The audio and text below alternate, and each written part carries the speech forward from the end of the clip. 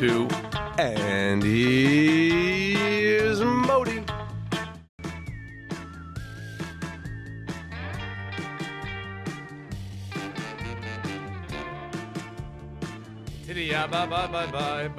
I love this song. Mike, it's good, no? Mm-hmm. That's so upbeat. Welcome to, and here's Modi. That was pre-recorded.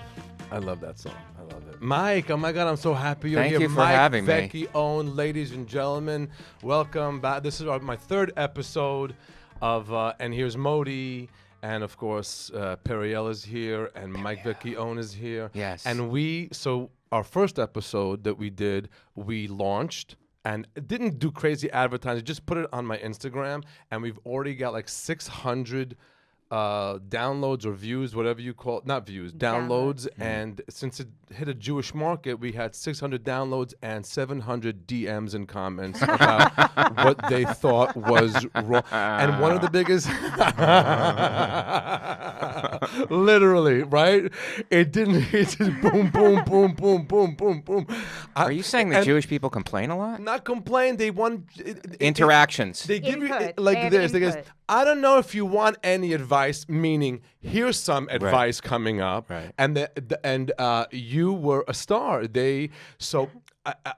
It's kind of a Jewish. I'm Jewishy, Yes. so I was throwing around a lot of like terminology, and she would stop me, and she made me translate whatever's happening. Yeah.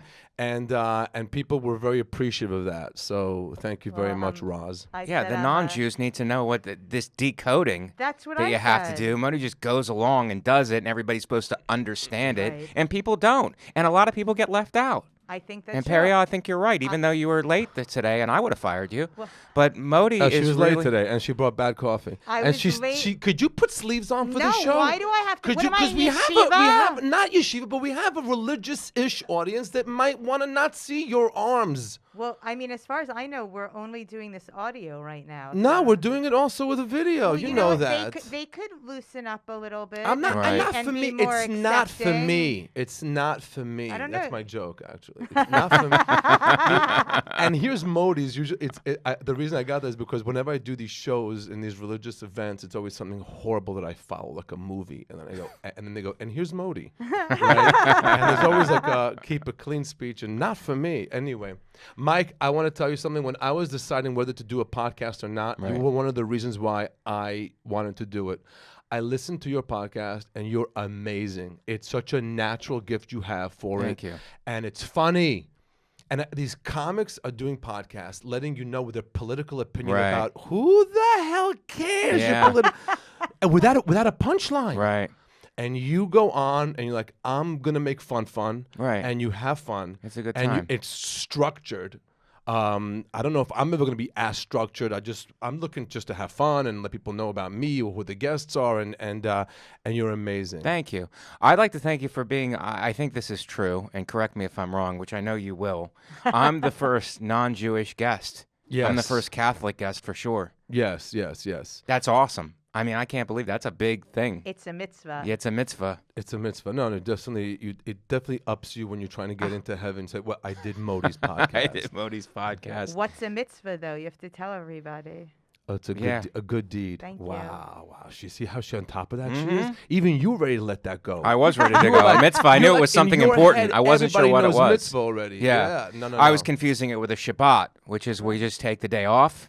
Amazing. I guess that's what we do with a Shabbat. Just everybody, no one works or can take an elevator. One mitzvah I will take credit for. At the Comedy Cellar, the way a comedian gets in, you have to have a reference from a comedian that works there, Right. And I guess you have to show a video or something, right? Mm-hmm. So. In all of my 26 years of being at the Comedy Cellar, I've recommended 3 people. One died, so that doesn't really. I'm going back to 2. Right. You were the first comic I saw performing in New York, and I said to Esty, I go, he's really good. Take a look at this comedian. And she, am I right or wrong? Mm-hmm. That's right. You did it on the phone in front of me. Called, I said, Esty, there's a comedian, Mike Vecchione. I see him working at all the other clubs. He is great.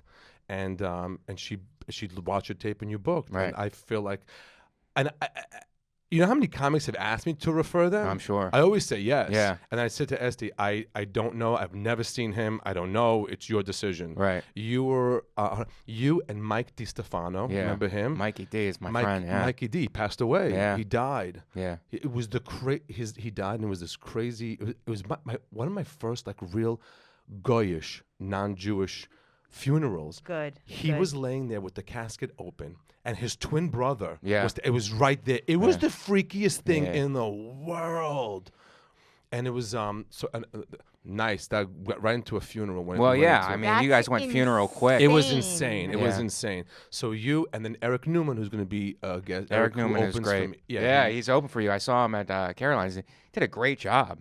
Because a lot of times with crowds like that, they're just there to see you. And the guy who's opening has a tough job because they're like, the crowd's kind of like unconsciously they're going, you're hindering us from seeing our guy. Right. We just want to see our guy. They understand the concept of the show, but it's like, even if you're funny, we're not really, we just want to see our guy. Yeah, so absolutely. Eric did a great job. He and did a does great. He job, did a yeah. great job. He puts them together, organizes them.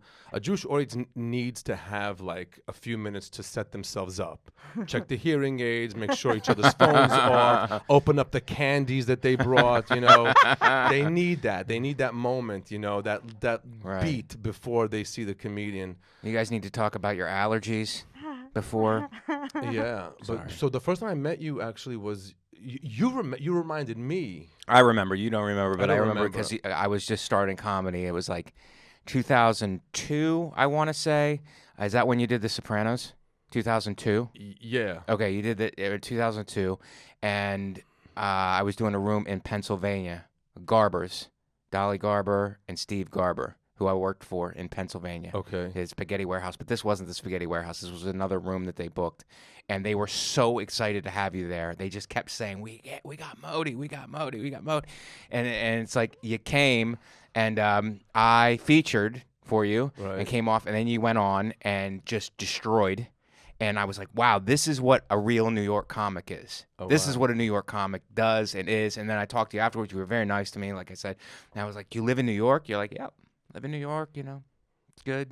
I'm like, wow, what's that like? You were telling me what it was like, but I was like really excited about it. You were just kind of like telling me just what it was like, kind of nonchalantly. But I was like, wow, that was my first taste of like a real New York City working comic coming. Oh, I'm so glad that was it. That's It was so great. Cool. Yeah, it was Where are great. you- It was a where long are time you- ago. Where are you from? I feel like originally? when like 20-year-olds come up to me in at a comedy club or some event, goes, my parents watch you.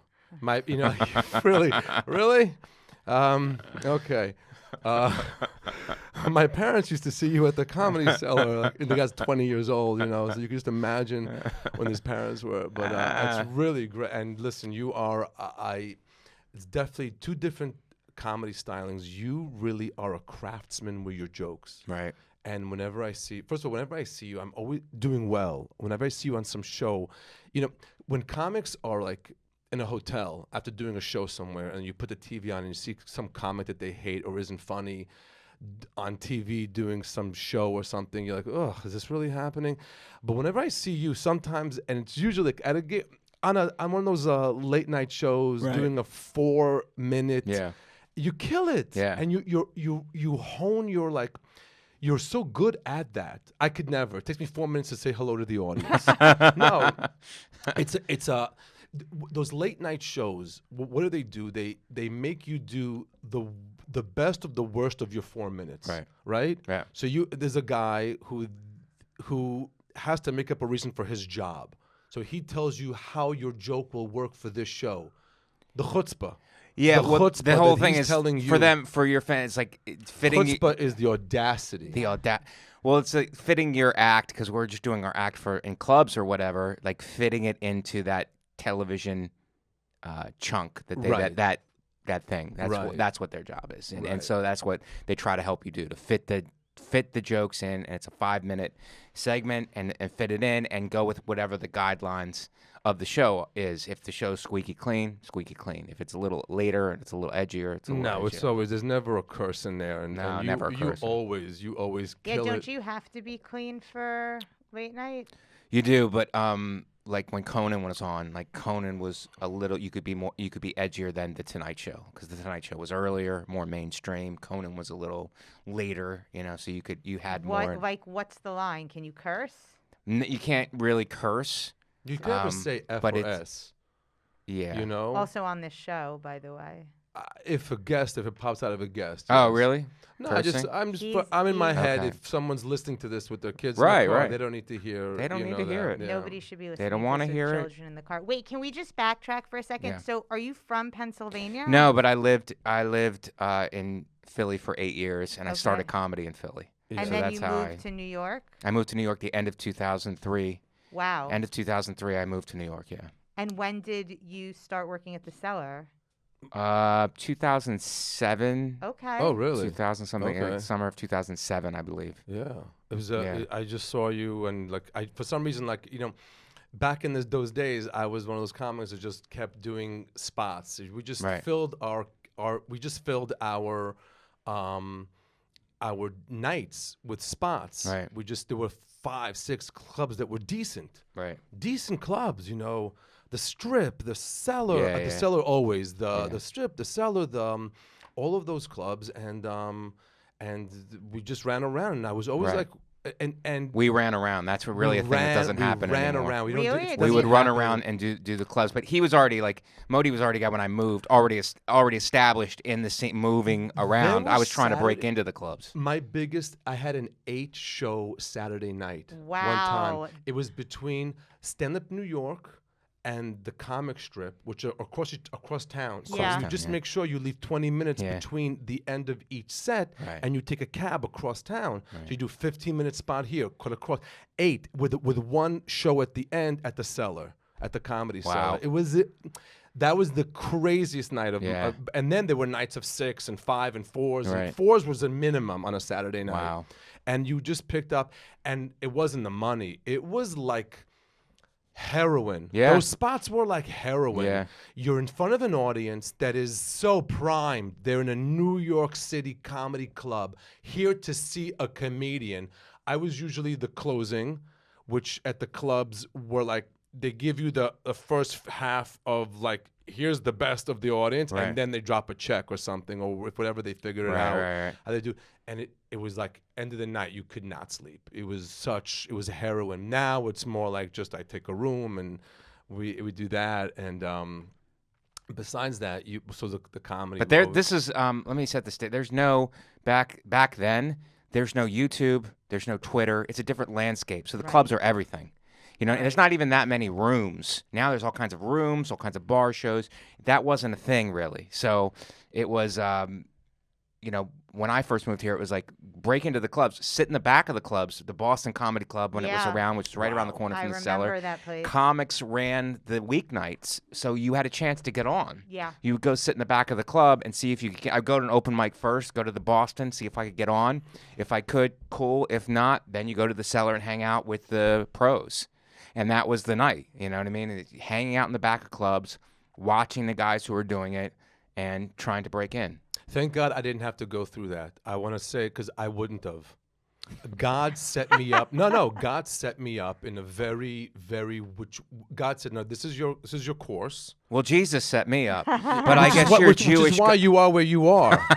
Which is why you are where you are. If the Jewish God would have Right. taken care of you, God you'd of been a lot Abraham, better. let's just say I was it. super lucky. First of all, I was in investment banking. I was in banking. You Okay, were? for Merrill Lynch, and my friend said you got to do these impressions you did on stage, and they were over the top impressions. Not impressions, characters. What impressions? They were these characters of the people I worked with, and they were over the top. So right away, I did a few shows at Stand Up New York, and back then it wasn't like as nice as it is now. As you remember that? Yeah, it was gritty, and it was was packed. They gritty, would pack it and out. the owner didn't even care about Yeah. it because he was busy doing his Frank Sinatra Yeah. show. Remember? And so then I did shows at the Comic Strip Live, and now that room is on fire. It It's was. like it's boom. Yeah. And I was doing these over the top characters. So Lucian, who was booking the room at the time, Zichron Levracha of blessed memory, put me onto clothes, and then I just got stronger and stronger, and the Right. characters were huge, and then I was getting booked, and then I did a show in the Catskills. Some guy saw me in the Catskills and told, you have to call Esty, and he put it together, and then what happened with Esty was I called up and I thought I was going to get in there with the Hebrew. I spoke to her in Hebrew. Hi, Manishma. She goes, Nobody what knows are you that looking means. for? What do you want? What do you want? She would not give it to me on the Hebrew. She would not. I was like, Lo, אני עושה comedy, I'm making comedy. She goes, no, send me your tape. Let me see the. Luckily, I had this amazing tape. Right. A VHS tape. Yes. A VHS Yeah. tape, and she brought me in. There were two things she loved, and she just wanted to hear those live. I did it, and I got in.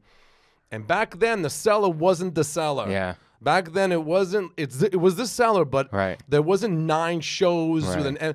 It was one show that began at 9 Right. and may have ended at 2, unless the comedians at the end felt like going Right. all the way. I got deep. in at the tail end of that. So Yeah. I remember the half breaks. I remember one room. So if you got booked there, it's one room, 2 shows on a weeknight. So if you got spots, it was huge to get. I mean, it's still huge to get It's still spots, but there's huge, not. right? But And at but getting first- spots was very, very difficult back Very then. difficult to get spots. Not that it's easy now. No, it's not that easy now. There's more rooms now. And yeah. then but some of the spot you got either a paid spot or a meal spot. See, I wasn't there for that. Yeah, so Yeah. sometimes they paid you or they gave you the meal was for free. Right. And listen, sometimes the room only had 5 people in it. Right. Oh, So wow. it was yeah. And then I was hosting for a while. Right. I was hosting, which was which makes you a strong comic. Yeah, I did that too. When It you was get in makes there, you- it's yeah. like you're opening and it, then she like, hosts you I for a knew while. that had to end at one point. Right. And I remember the night it ended. The night when you hosted back in those days, you had to keep the show running. Right. If a comic didn't show up, all of a sudden you're doing 15 minutes in the middle of the show. Right. If some comic bombed, you had to just get them back up. Right. If you need to keep the show, they need to like you. They need to know that, okay, this comic's done. Hey, we're going to see Modi again. Yeah. So they're into it. And then, but it was a lot. You had to keep, back then you kept time of the track of the time. You also paid the comedian. They would give you the money to Oh, pay. wow. Remember those?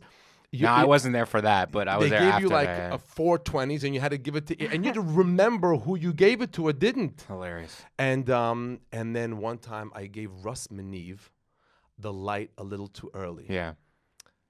He was right. I probably just wanted to get the show going and move, so I maybe gave it to him at 9 minutes instead of 12 minutes, which is a big thing. Yeah, Yeah, It's a it's a big thing. Yeah. People don't understand that, Right. you know. Well, say and, what and, giving the and light he is, was so too. upset. He was so upset and screamed at me in that little hallway. And that's when I said, oh, wow, this is my last week hosting. And I called Esty. I said, I will no longer be hosting. I'm available for spots. And that was my last. That was my end of. But listen, Tom Papa hosted. Godfrey used to host. Yeah, yeah. Artie still hosts Yeah, because he's made for it. Right, right. But that was. It makes you, when you're on the road, especially me, when I'm doing shows, again, in places where comedy's not meant to be done. Right. There's nothing that can come at you Yeah, that you yeah. can't handle. Some guy choking, Yeah. a waiter coming in. Right. You can handle all of Yeah. it because of what that, you've become a New York comedian. Yeah. Yeah. Yeah, you get tough. You get tough Yeah. from that. That's really interesting. But you really do learn that hosting, though. Your friends, your cohorts who are there, and I understand it too from the other side. But if you cut people's time or something like that inadvertently, like I was new and nervous and whatever, Yeah. and you're trying to keep the show on time, so you cut here, you cut a little there. People get pissed, and I understand it from the other side too, because I would get pissed too. Where it's like I'm getting lit early. It's like, hey, I'm not here for the money. Right. You know, Yeah, I'm here for to the- grow. So it's like I need this to grow. I need this time to grow and try stuff. So So you know, I see it from both sides. But yeah, I'm always try to be polite to the host. And then if something goes wrong or it's like I take the responsibility for that. If there's a problem, like I'll take that's not your fault. Right. Yeah. Right. So basically, when you're on stage, you get a certain amount of time, and then somebody lights you Right. a couple of minutes before you're Right. done, so you know that you need to wrap up. Right. That's Right. how shows are Yeah. run. Right. The That's show's how about it's an run. hour and 15, hour Yeah. and 20, whatever it is, and there's like Everybody 5 gets comedians. 15, yeah. You get 15 minutes. And, you And the gotta- host does time up front. Yeah, and of course, look, you're having the time of your life, and you're thinking, wait, I should stay on because you obviously that you're a part of a show. You need to get off, Right. otherwise, Although some people are allowed to stay on long, depending on who you are, right? Look, if Dave Chappelle comes in out of nowhere, if Right. Chris Rock comes in, no Right. one's gonna give them the light. Right. Well, No one's gonna give them the light. Right. So, But they're even conscious. They're conscious yeah, of. they know they're a part of the show. I was at the Cellar a couple of weeks ago, and Chris Rock was on stage, and Mike Yard was hosting, and I guess Chris had told him to give him the light. Yeah. Right. Or then somebody was like, okay, light him. And Mike goes, I better not fuck this up. Like, he's like, he better really want this light, because if I get a phone call from SD later being like, why the hell did you give Chris Rock Right. the light? Right. Now we have to bleep your words. Yeah. No. You get 3 chances. No, I'm just kidding. I wasn't even aware that I said a bad But word. Mike and I also bonded besides comedy for a while.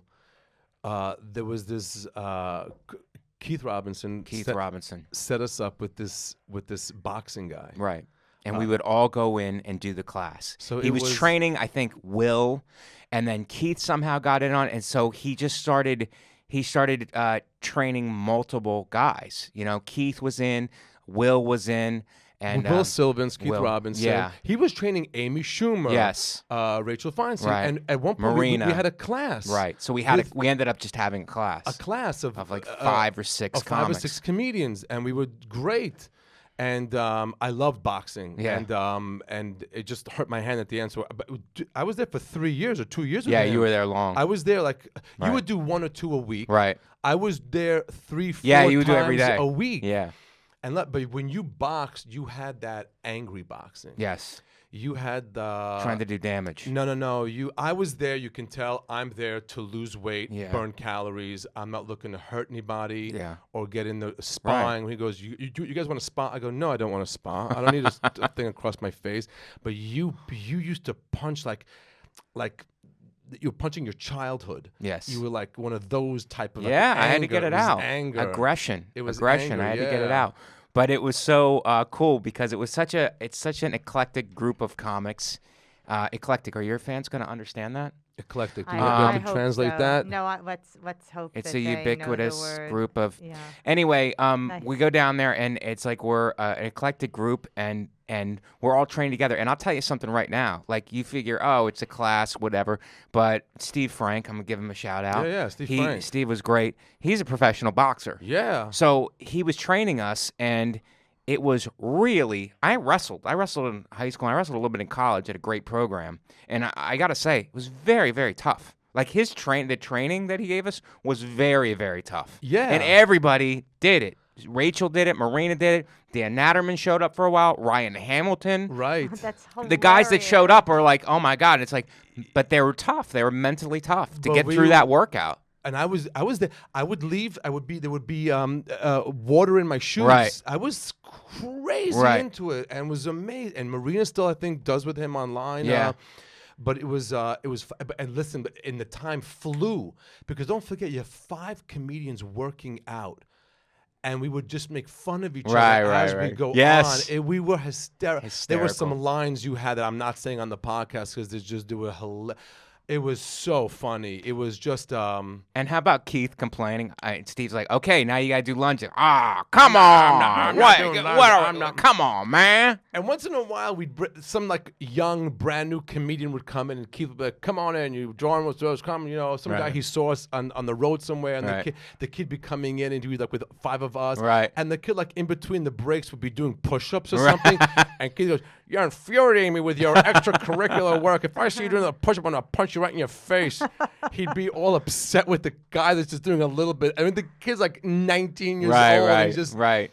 Yeah. But it was really great because afterwards we shower, and sometimes then we'd go, like on Fridays, we go to the Comedy Cellar and we'd eat, we'd walk because it was Yeah. downtown. So we'd walk to the Comedy Cellar. We'd all have lunch afterwards, and it was it's like a nice thing. Sometimes you get so caught up in comedy, it's nice to know each other outside of comedy. Right. You know what I I've mean? never been one of those like comedians which is, I was hung out with the other comedians Right. that much. Right. I at the table at the cellar, yes. At the Right. Comedy Cellar, we all hung out. And Right. Very good, but never like, hey, let's go on vacation together. Even go see a Right. movie together. Right. Once in a while, a dinner somewhere. Went with Jim Norton and Colin Quinn one time, a few times for a dinner and all that. But it's like it's very, very nice. And then another time I was happy. Another thing I remember this. We did a show one time. So now, okay, at the Comedy Cellar, if you're on, I go down to watch. I want to see what joke you're working on, Right. how it's because there's comics you watch. There's certain comics that when they're on, all the comedians go. David Tell. If David Right. Tell's on, everyone's Everybody goes down there and watch. watching him. Yes. It's just a thing. And then, but if I'm there, you're on. I'll go. Right. Stick my head in, have Right. fun. And so we know each other's acts from the Comedy Cellar. One time we got booked at Alpine Country Club, one of the richest country clubs in the tri-state area, if not like in all the golf clubs. Right. And Caroline's Comedy Club was going to do Caroline's on Broadway at Aspen Comedy Club. Right. So they booked me, Yeah. Mike Vecchione, Right. Ryan Hamilton, and then some other guy who's kind of a member but kind of does Right, comedy, right. and he was the host. And these guys have seen me do my regular Comedy Cellar act. They've Right. never seen me do when I perform for 60 and above rich Jews, which is what that audience was. Right. And you guys went on. And how would you describe your sets? Well, I would say I would say it was struggled but pulled it out. I would say that. No, you got through. We got through You it. earned your check. Yes. You did not have fun. No. You did not have fun. No. They didn't place you how this works with them. It was a struggle, not fun, but yeah, it was a struggle. Why was it a struggle? Because it's like with shows, you have when you start your act, you have momentum. Like you get a laugh, it rolls into the next thing, and that's fun when you start. And that's usually how it goes. You know what I mean? You're doing a joke, unless you're doing all new material, which we weren't. You know what I mean? You do a joke, you get a laugh, it rolls into the next one. You get another laugh, it rolls. You just keep rolling, and there's momentum. There was no momentum on this for me anyway. It was like a laugh and a stop, and then it's like okay, restart, a laugh and a stop, okay, then a restart. It's like. All right, well, this is going to... And we were only doing 20 because he was closing. And Ryan Hamilton went on. Right. And Ryan's like a character. Right. He's just like adorable, goyish. Yeah, and clean. And clean. Very and funny. Sweet Yes, and brilliant. Yeah, adorable. very, very And funny. They didn't buy the character. Really? They didn't buy the... Like, we're not... Nah, we get it. You're doing this thing. Maybe you're sweet, but you're maybe not that sweet. But we don't... And then I walked on stage. Yeah. And you guys never saw my borscht capades. Right. You never saw my act for this audience. And I remember Brian was like, yes, give it to them. Kill them. He was like... No, Modi went on and really just like took the room over. I saw like there's an energy shift where it's like he took the room over, and I'm like, wow, that's really something, because we were like struggling, going joke to joke and whatever. He just comes on with the energy and took the room over, and I was like, wow, that was really turned it. Because even though it was called Caroline's Comedy Club at Aspen Golf Club, Yeah. it's not. It's Right. Aspen Golf Club, really rich Jews. That's who you have to Right. over Right. 60 years And you- old. you That's knew your that. know your audience. Right. Exactly, right. It's not Right. it's not a regular comedy. They like, hey, we're at a comedy club without being in a you're not. You're in a club that you pay crazy amounts of money, Right. and you're in and it's in comedy there's a big dynamic of where if you're in a comedy club, you're the comedian. It's your place. It's like when you Right. go a law firm, you're a lawyer. Right. This is your place. Yeah, it's interesting. When you're at a theater, it's neutral. Right. Their audience, you're the star, and Right. that's what it is. It's neutral. When you're in their turf, this is their golf club Right. that they pay and complain, and now you're on their turf. Right. It's a different dynamic. Well, it's an interesting thing. I think I texted you afterwards because there's such a differentiation in we were all struggling, and then he went on and just took it over. And it's your whatever. I know it's your audience, but it's like there's something in that going up when the energy's a certain way and completely taking it over and changing the energy. There's something very valuable in that as another comic, just watching it going, oh, this is not about the jokes. This is not about what you're doing. It's about going up there and just taking it over with your energy. And that's what you did. And it's like, it was really something. I remember I texted you afterwards. I'm like, holy, that was, because I had to leave or something. But right after, so I texted him. I'm like, that's really something, man. Yeah, really something to watch. I've always said, I mean, I just started doing comedy a few years ago, and I've always said that I think it's one thing to be able to get up there and make people laugh and tell a few jokes, but the art seems to really lie in being able to do that. To dig yourself out and to bring everybody back is really incredible to watch. It's from being a comedian to being a performer. Right. That's the difference, and that happened to me in the Catskills. Right. When thank God I talked about the other show that I caught the tail end of the Catskills. Right. And that really helped me do that. There's something to be said about like staying in the pocket. You know what I mean? Like you go up there and you're trying to get them, and they're not on board with you, and you keep working them, but you don't deviate, you don't pander to them. You stay with what you're doing, and you keep coming at them with your energy, and you're shifting, and you keep moving, but you're staying in the pocket, and you keep going after them. That's a skill. I think it's a skill that's going out of style, really, because people have YouTube followings and now. they People have are attention coming. span of a crack baby. Right. These little second, not Instagram, that whole TikTok. TikTok. That the kids have, people just trained now to have zero attention. Yeah. That thumb is just going. You know. Anyway, I want to tell you, I'm glad you like I am so impressed with the way you do your podcast. Oh, I did your you. podcast once. Yes. Super organized. Like everything they told me, you have to have a thing where you do this with them, and then you have to do that when you. Let me just talk to them. And the only thing I do have is I have a question I like to ask: who's your rabbi? Which is who's your guru? Who's your teacher? Who do you look up to for spiritual, comedic like advice? Who would, if I had a guess? Right. Dave Attell. Comedically, yeah, absolutely. Because he's, in my opinion, he's the top guy. He's the guy we all like go down and watch. We all look to. So he's one of those guys, Everyone that you says talk that. to. He's the Rebbe. Yeah. He's the Rebbe of the current comedy. He's so dedicated to comedy. Yes. If you all of a sudden had this great joke and you killed that night and you couldn't believe that joke worked, and you were like, you had one new joke that night, and then you watch him do 8 minutes about something that just happened that morning. It's hilarious. And you're just like, wow. That's really a thing that you're saying. It's like you'll it? come off stage and go, you know what? I murdered. I'm pretty good. Yeah. I'm pretty special. Yeah. Why is it not like I'm not appreciated? A new joke. I'm really something. Yeah. I'm really talented. And then he goes on and just murders with 8 minutes that he just thought of that you've never heard before. They're 15. The whole thing is new, and you're going, and he's murdering on another level. On another level of murdering. Where the point is that the crowd leaving forgets that you were on. Like he's just destroying and with new material and stuff that's making comics gut laugh. Yeah. We're in the back gut laughing, and it's like it's a very special thing. And I think I'm not special in the fact that I look up to him. A lot of us do. You know, if you're a joke guy and whatever, just.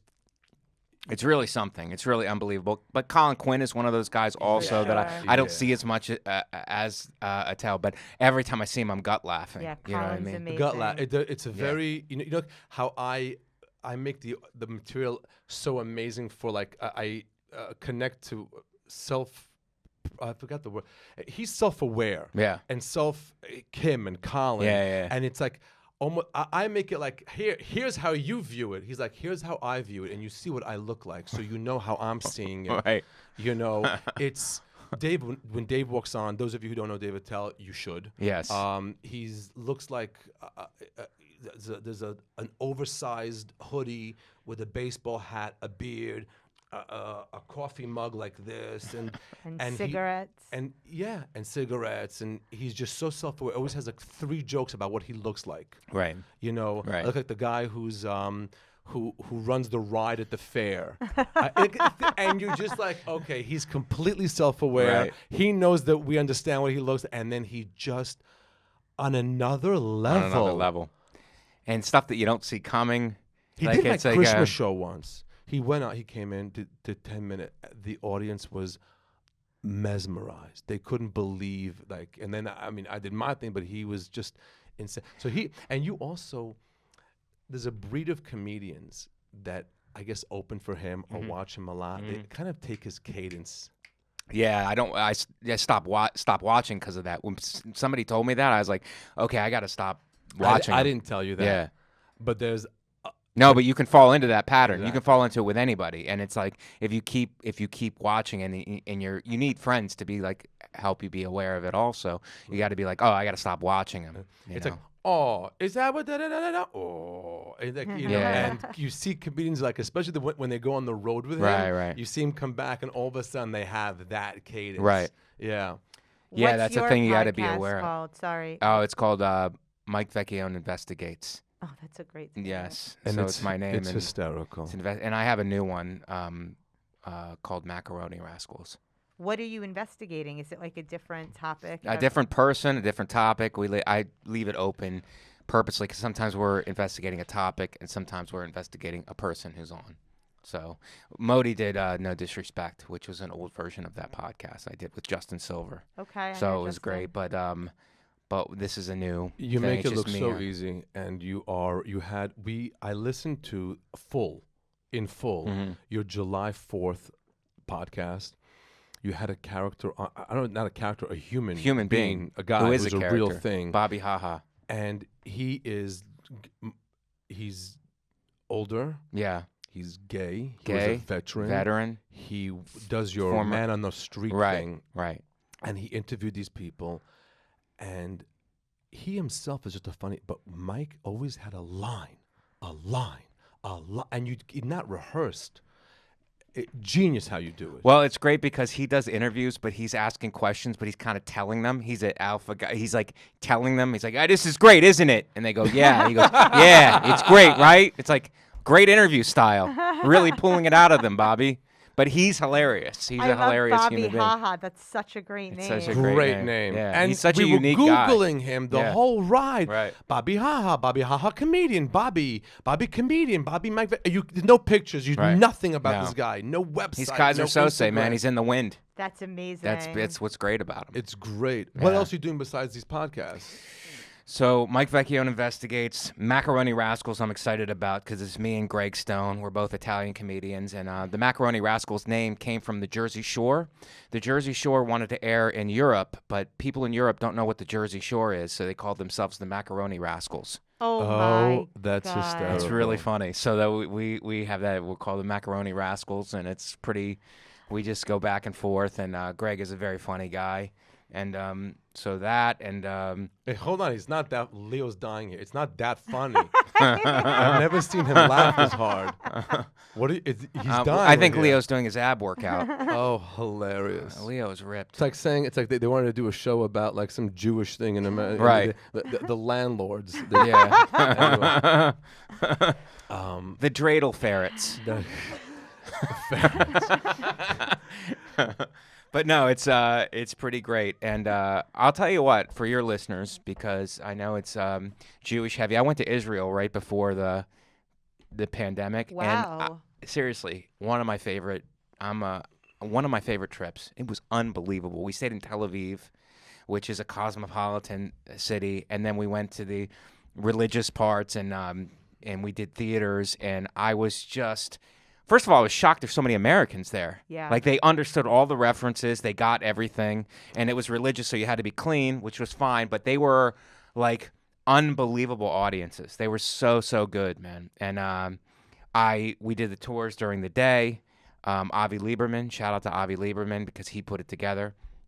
Comedy for Kobe tour. And he took us through and it was really something, man. Well, Just some more reference to what he's talking about. Yeah. So for my audiences, there's a comedy tour that goes through Israel. It's for Kobe Mandel Foundation. It's a kid that was a part. It was an accident of a terrorist victim, and then they do an Avi Lieberman, this comedian, who runs the tour and brings Right. in always one Jewish comedian, a non-Jewish comedian, himself, and like either some other like comedian, Right. where it could be Jewish, not Jew, but maybe a woman, Right. black, Asian, just so it'd be a mix. Right. Now, the audience you're performing for, it's called the Anglo-Jewish community of Israel, Okay. which are Jews who are like, yes, Israel, we have to live in Israel, we must, and they all move to Israel, Right. and they get like, oh my God, we live in Israel.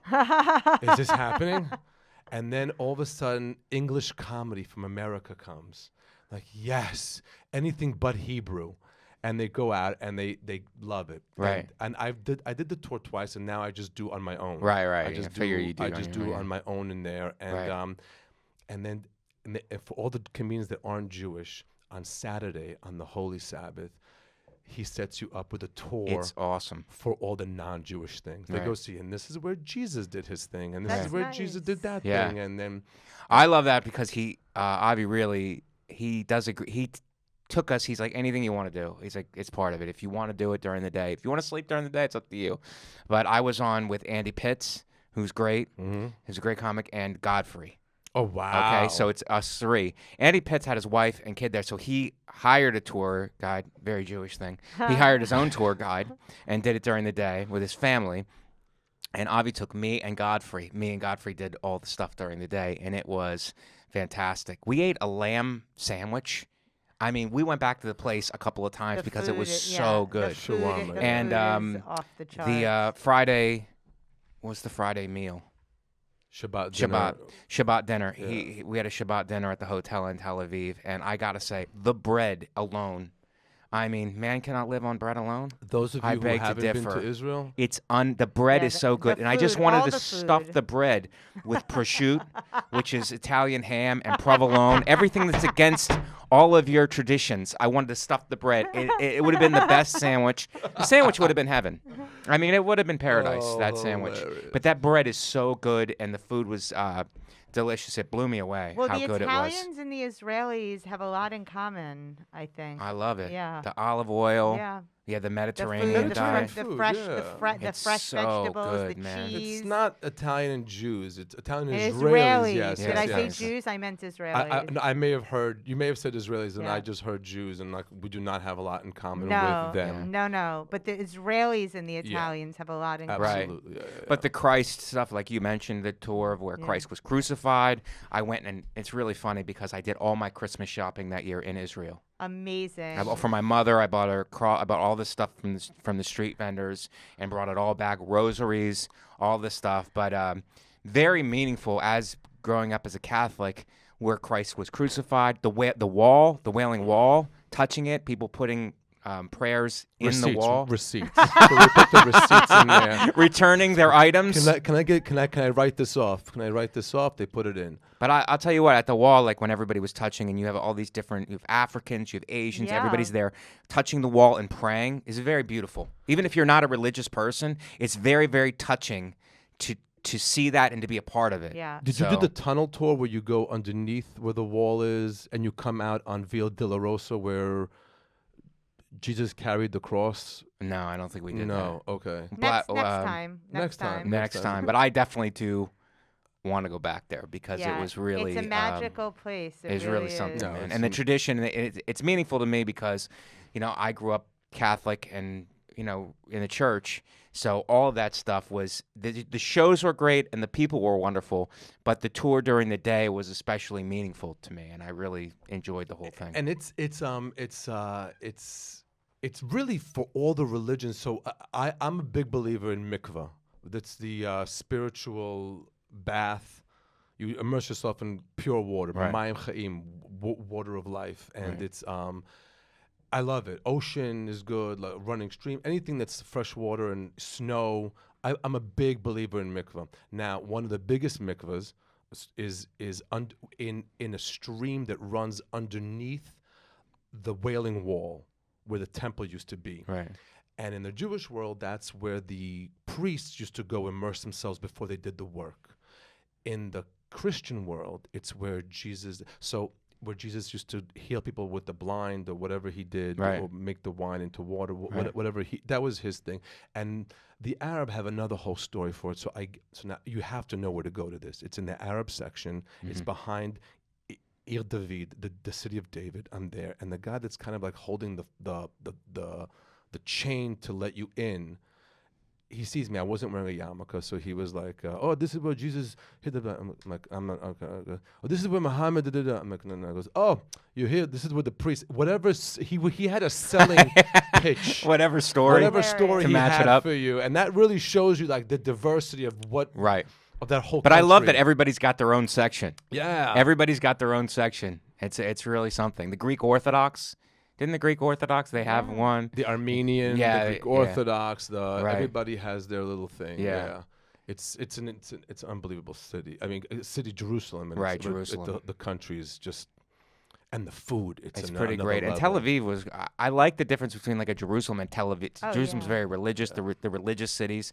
And then Tel Aviv is very like cosmopolitan, not as religious. It's an incredible place because you really see like this East meets West. Like it's the most, it's as modern as New York City Right. and as sophisticated as New York City Yeah. and any other. Right. And it's also this old world of like thousands Leo of years. said it was like when we were in Tel Aviv. He said Tel Aviv is like if Miami and New York City had a baby. That would be Tel Aviv.